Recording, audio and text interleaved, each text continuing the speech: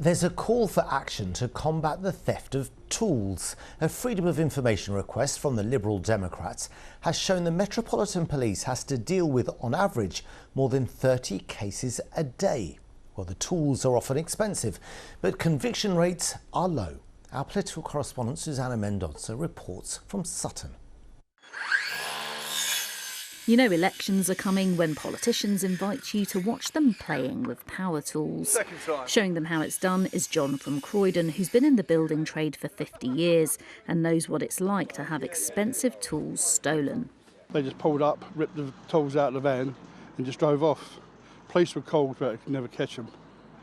So that was it, 2 times. And what impact has it had on you and your business? Obviously, you can't do the job as quick, and you've got to replace the tools.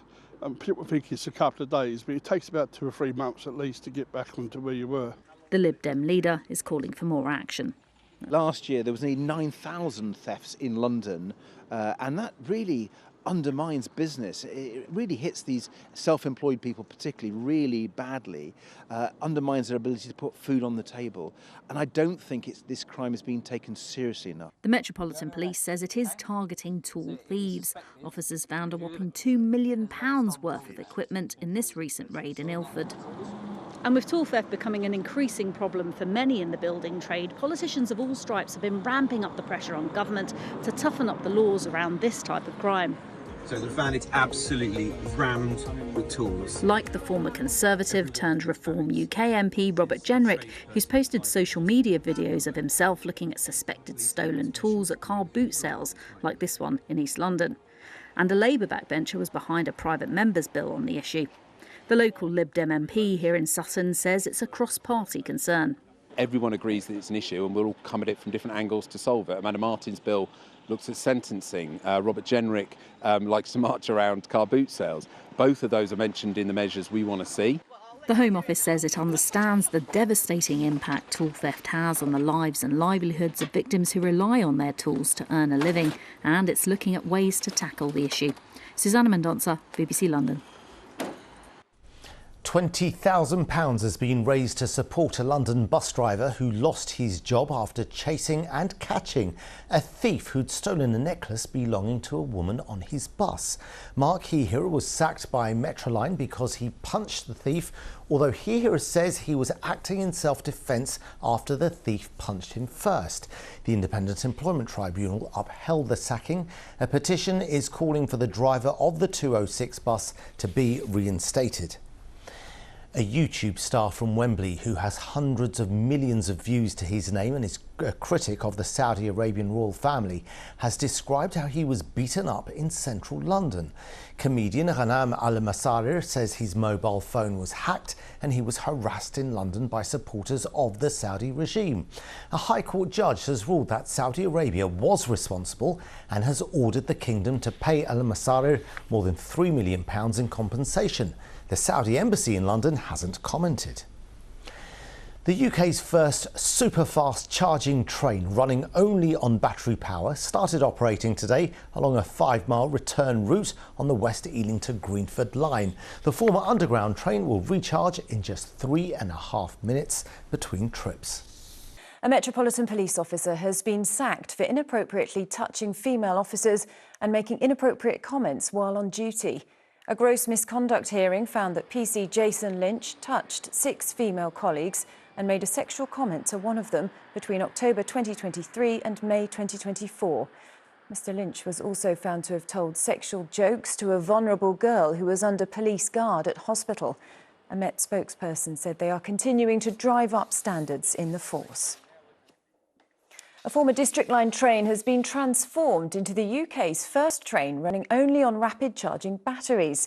It started carrying passengers today after replacing its diesel counterpart on the 2.5-mile Greenford branch line. Batteries fitted to the train are topped up during 4-minute turnarounds at West Ealing Station. Dozens of women lit up Clapham Common last night in a community run to highlight safety fears around running after dark. Runners braved the rain in illuminated jackets to complete the 5K Light Up the Night run. It's after a survey of 1,000 female runners found 80% of them avoided running outside in the dark during colder months. They said the biggest barriers were personal safety fears and poorly lit routes. It's not normal that women feel like this. It's not normal that 4 in 5 women are avoiding basic exercise because of their fears of safety in the dark. And I think last night was just a great way for us to run somewhere that we wouldn't normally run because the lighting isn't great, and just to get the girls out and show them that we can do the things that maybe seem quite scary when we're together. Now to more women and girls uniting through sport, and the grassroots football club in Fulham that's getting more local players on the pitch. Aspire FC has recently received funding from Hammersmith and Fulham Council's King Charles III Coronation Youth Fund, which it's using to boost its football programme for girls. And Jay Akbar went along. A perfect day for a kickabout in Fulham with Aspire FC.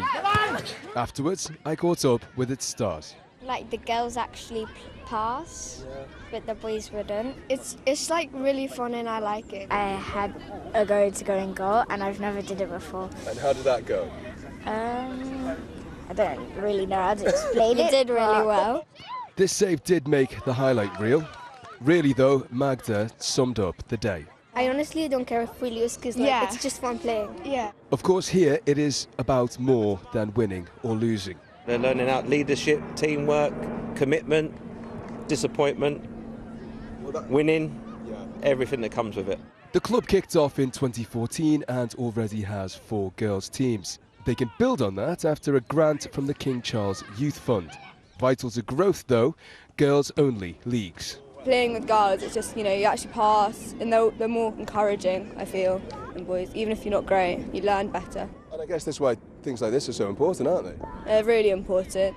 It means they can enjoy and improve at their own pace. We're all quite close and we've all done it for a while now, so it's just quite fun. The level of skill has improved so much, and it's so good that the girls get the opportunity that the boys do too. All that's left to say is... ASPIRE, who are we, Aspire FC? Jay Akbar, ITV News.